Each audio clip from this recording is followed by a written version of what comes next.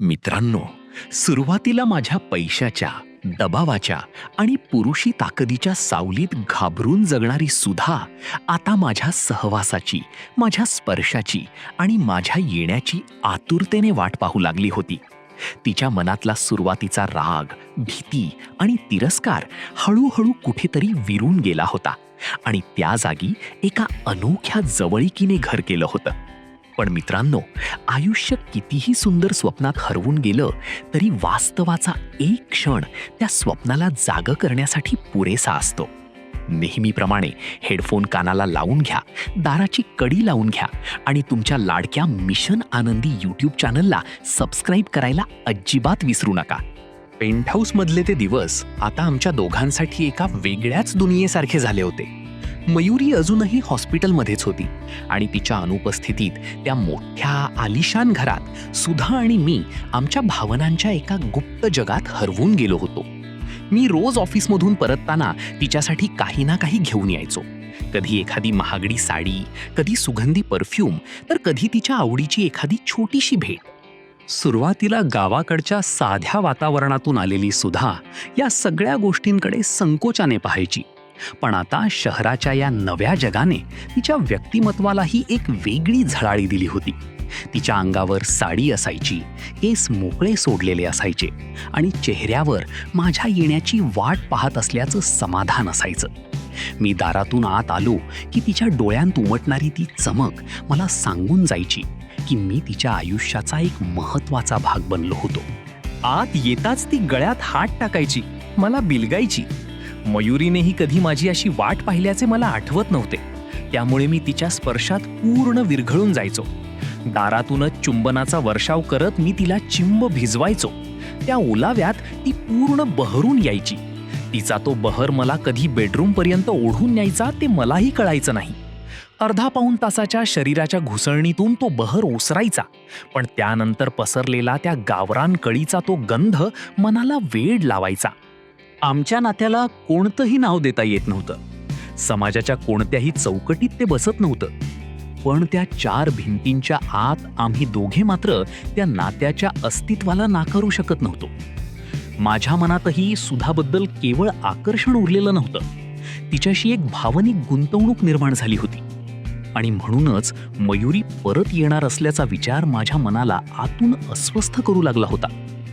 पण तो दिवस आलाच. त्या दिवशी मी सकाळी ऑफिसला जाताना नेहमीप्रमाणे हॉस्पिटलमध्ये गेलो होतो.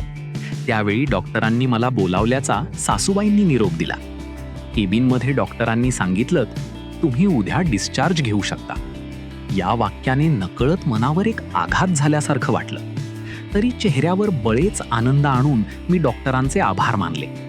त्याच खोट्या आनंदी चेहऱ्याने मयुरीला भेटून मी ऑफिसकडे निघालो.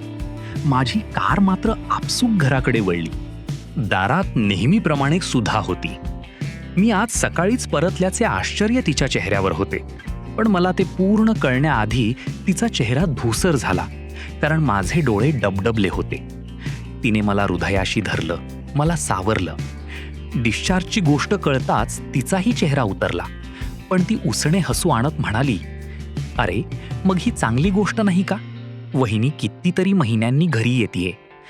मी काही न बोलता फक्त तिला ओढून घट्ट मिठीत धरून ठेवलं. काही काळ असाच गेला. ती उठून दोघांसाठी कॉफी बनवून घेऊन आली. नंतर पुन्हा तिला मी बिलगून बेडवर पडून राहिलो. सुधा या घरात आल्यापासून ते आत्तापर्यंतचा तिचा सारा प्रवास माझ्या डोळ्यासमोरून सरकत होता. तिचे आत्ताचे ते माझे असणे मला गमवायचे नव्हते. तिचीही मानसिकता वेगळी नव्हती. उलट तिच्या आयुष्यात माझ्यामुळे प्रचंड उलथापालथ झाली होती.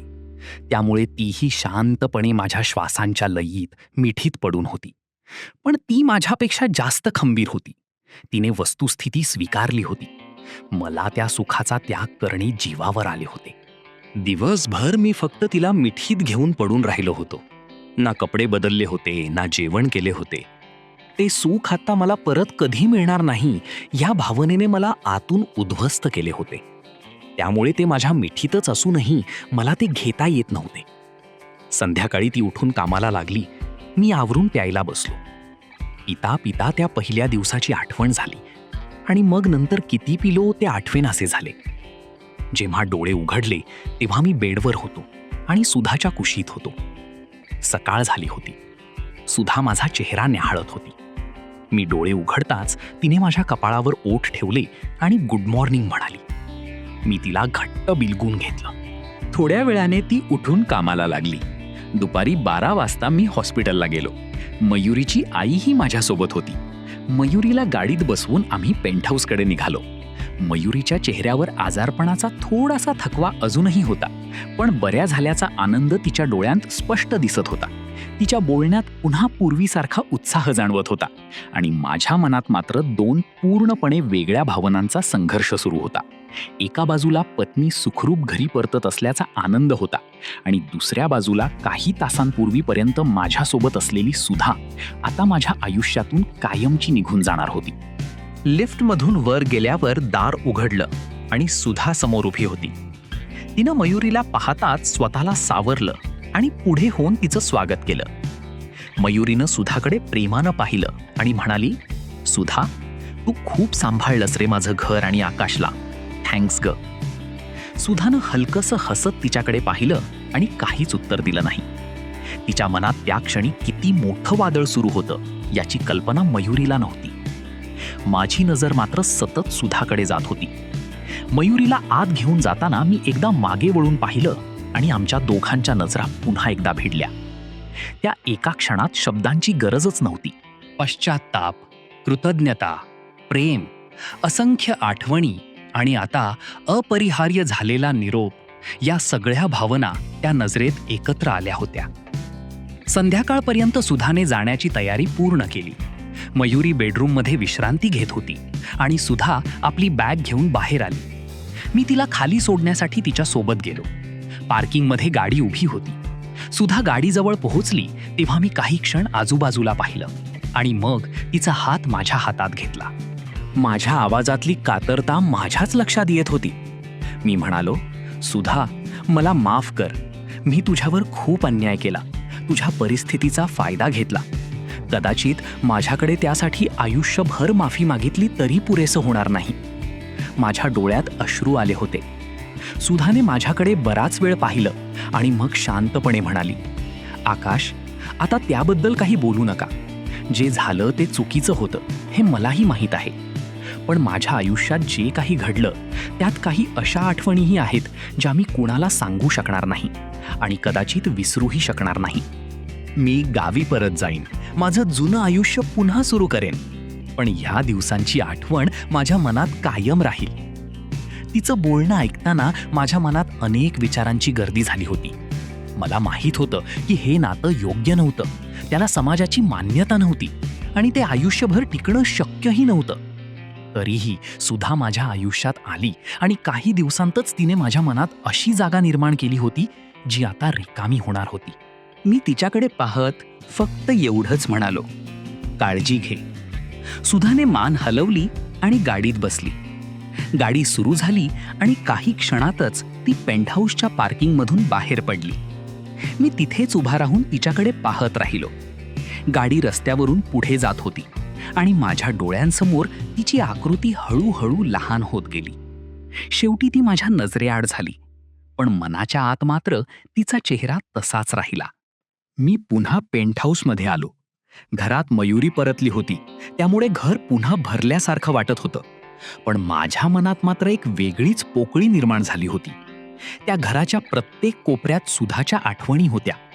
मयुरी माझ्या सोबत होती. माझं पूर्वीचं आयुष्य पुन्हा माझ्यासमोर होतं.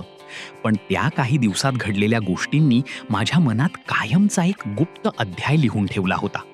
मित्रांनो, काही नाती आयुष्यभरासाठी नसतात. काही नाती आपल्या आयुष्यात येतात, आपल्याला आतून बदलून जातात आणि एका क्षणी आपल्यापासून दूर निघून जातात. त्यांना नाव देता येत नाही, त्यांचं समर्थन करता येत नाही आणि कधीकधी त्यांची कबुलीही देता येत नाही. पण म्हणून त्या आठवणी खोट्या ठरत नाहीत. सुधा माझ्या आयुष्यात तशीच आली होती. एका अनपेक्षित परिस्थितीत सुरू झालेला तिचा आणि माझा प्रवास शेवटी एका शांत निरोपात संपला होता. ती गावी परतली होती, मात्र तिच्या आठवणीचा गंध घरभर आणि मनभर रेंगाळत राहिला होता. मित्रांनो, गंध, गावरान कळीचा ही कहाणी इथेच संपते. या कथेतील आकाश आणि सुधाचा प्रवास तुम्हाला कसा वाटला ते कमेंटमध्ये नक्की सांगा. व्हिडिओ आवडला असेल तर लाईक करा, शेअर करा आणि तुमच्या आनंदाच्या मिशन आनंदी यूट्यूब चॅनलला सबस्क्राईब करायला अजिबात विसरू नका. लवकरच भेटूया अशाच एका नवीन, रोमांचक आणि भावनांनी भरलेल्या कथेसोबत. तोपर्यंत स्वतःची काळजी घ्या. धन्यवाद.